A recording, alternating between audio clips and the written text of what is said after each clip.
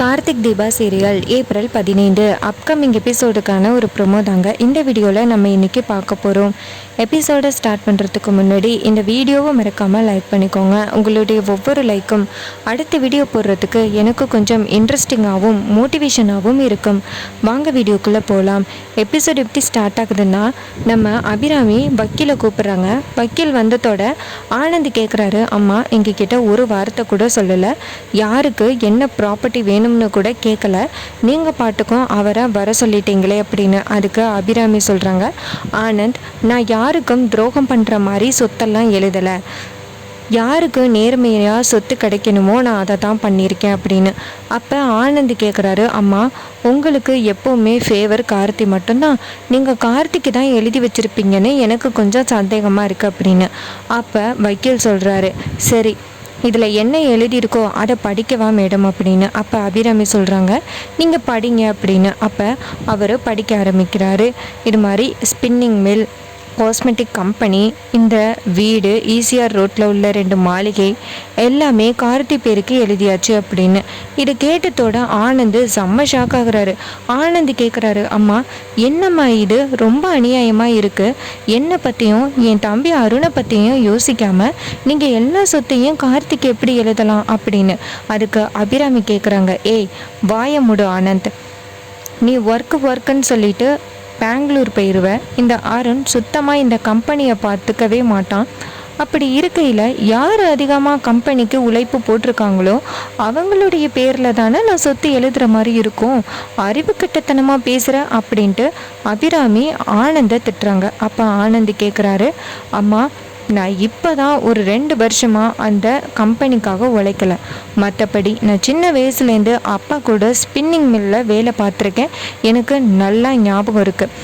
இந்த வீட்டோட மூத்த மகனான எனக்கு தான் இந்த வீடும் வரும், நீங்கள் அதை விட்டுட்டு கார்த்திக்கு எழுதி கொடுத்தது ரொம்ப தப்பு அப்படின்னு.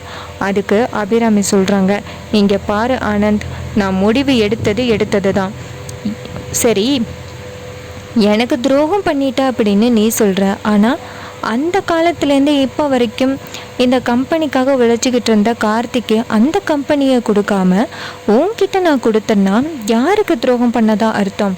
உண்மையாகவே மனசாட்சிக்கா நான் கார்த்திக்கு தான் துரோகம் பண்ண மாதிரி இருக்கும். ஒருவேளை உன்கிட்ட அந்த கம்பெனியை கொடுத்தா யார் இந்த கம்பெனிக்கு அதிகமாக உழைப்பு போட்டிருக்காங்களோ, யாரால இந்த கம்பெனிக்கு அதிகம் ப்ராஃபிட் வந்திருக்கோ அவங்களுக்கு தான் நான் இந்த கம்பெனியை கொடுத்துருக்கேன் அப்படின்னு. அப்போ ஆனந்த் சொல்கிறாரு, அம்மா உங்களுக்கு கார்த்தியை பிடிக்கும், அதனால தான் கார்த்திக்கே நீங்கள் அந்த ஸ்பின்னிங் மில், வீடு, மாளிகை எல்லாத்தையுமே எழுதி வச்சிட்டிங்க. நாங்கள் உங்களுக்கு எப்போவுமே இஷ்டமே கிடையாது. நான் ரியாவை கல்யாணம் பண்ணதுனால நீங்கள் என்னையே பழி வாங்கிட்டீங்க. அருணோட ஒய்ஃப் ஐஸ்வர்யா உங்களை கொலை பண்ண முயற்சி பண்ணதுனால அருணையும் பழி வாங்கிட்டீங்க.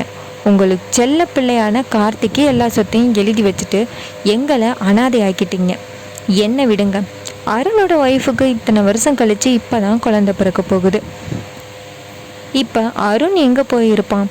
இப்போ கார்த்தி கண்டிப்பாக இந்த வீட்டில் எங்களை இருக்க விட மாட்டான் அப்படின்னு.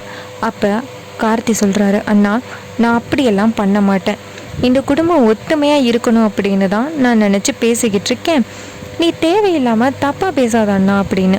அப்போ ஆனந்த் சொல்கிறாரு, இங்கே பாரு கார்த்தி, தயவு செஞ்சு என்கிட்ட பேசாத, உன் மேலே சரியான கோபத்தில் இருக்கேன் அப்படின்னு. அப்போ அருணாச்சலம் சொல்கிறாரு, அபிராமி ஆனந்த் சொல்கிறது கரெக்டு தான், ஆனந்த் சின்ன வயசில் என் கூட ஸ்பின்னிங் மில்லில் வேலை பார்த்துக்கிட்டு இருந்திருக்கான், எனக்கு ஞாபகம் இருக்குது அப்படின்னு. அப்போ அபிராமி சொல்கிறாங்க, சரி அவன் ஸ்பின்னிங் மில்லில் வேலை பார்த்தான், காஸ்மெட்டிக் கம்பெனி கார்த்தி தானே க்ரியேட் பண்ணான், அவனுக்கு தானே கிடைக்கும், அது எப்படி நான் ஆனந்துக்கு கொடுக்க முடியும் அப்படின்னு. அப்போ ஆனந்த் சொல்கிறாரு, சரி அவன் காஸ்மெட்டிக் கம்பெனிக்கு அதிகமாக உழைப்பு போட்டிருக்கான், அதனால் நீங்கள் காஸ்மெட்டிக் கம்பெனியை அவன் பேருக்கு கொடுத்துருங்க, ஆனால் ஸ்பின்னிங் மில்லில் அப்பா கூட சேர்ந்து நான் வேலை பார்த்துருக்கேன், அதனால் எனக்கு ஸ்பின்னிங் மில் வேணும், அடுத்ததான் இந்த வீட்டோட மூத்த பிள்ளை அப்படிங்கிற அதிகாரத்தில் எனக்கு இந்த வீடு வேணும் அப்படின்னு. அப்போ அபிராமி சொல்கிறாங்க, ஆனந்த் எழுதுனது தான் அப்படின்னு.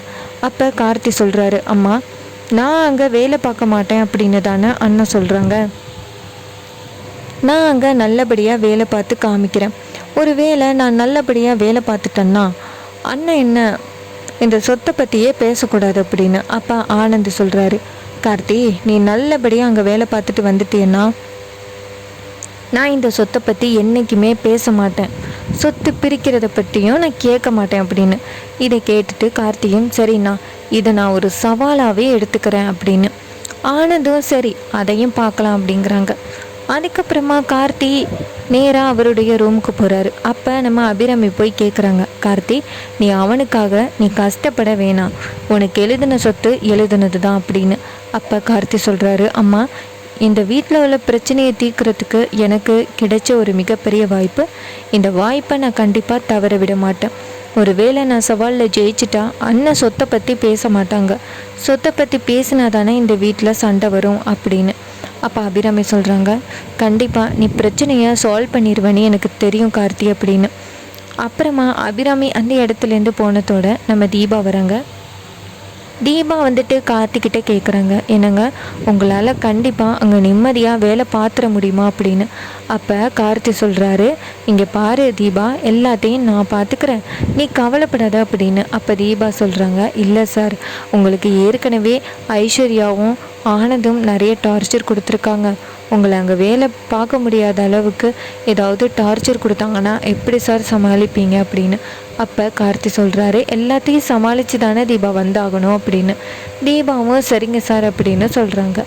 அப்புறம் மறுநாள் காலை ரியா ஆனந்திக்கிட்டே கேட்குறாங்க, என்னங்க உங்கள் தம்பி அந்த லேபர் ஒர்க்குக்கு ரெடியாகி கிளம்பிட்டாரு, இன்னும் கொஞ்ச நேரத்தில் வேலைக்கு போயிடுவார், அவர் நல்லபடியாக வேலை பார்த்துட்டு வந்துட்டா அப்புறம் நமக்கு இந்த சொத்து கிடைக்காது ஆனந்த் அப்படின்னு.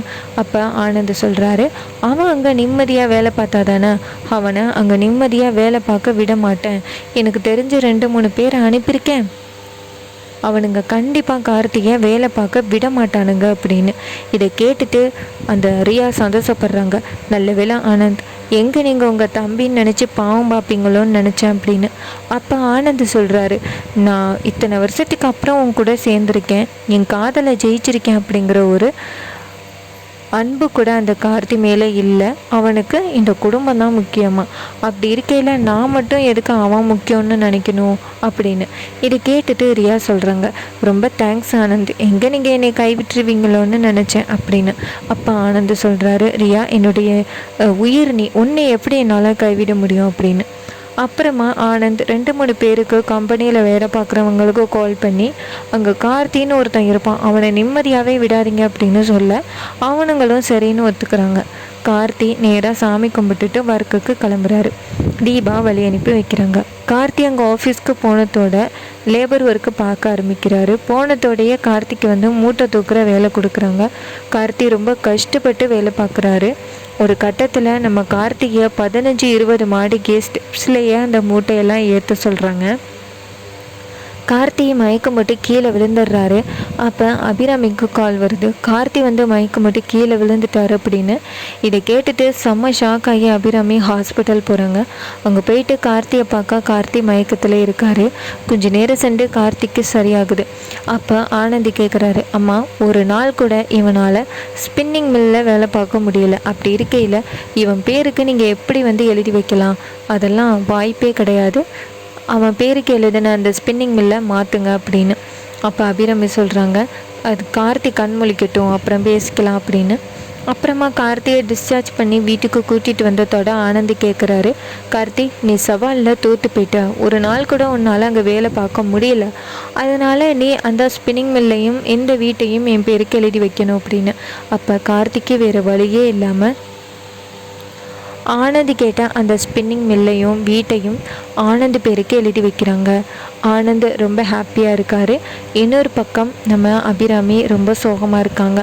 பாவம் கார்த்தியால் ஜெயிக்க முடியலை அப்படின்னு ரொம்பவே இன்ட்ரெஸ்டிங்காக எபிசோடு கொண்டு போகிறாங்க. இதே மாதிரி இன்னுமே அப்டேட்ஸ் வேணும்னா அந்த சேனலை சப்ஸ்கிரைப் பண்ணிக்கோங்க. தேங்க்யூ ஃபார் வாட்சிங்.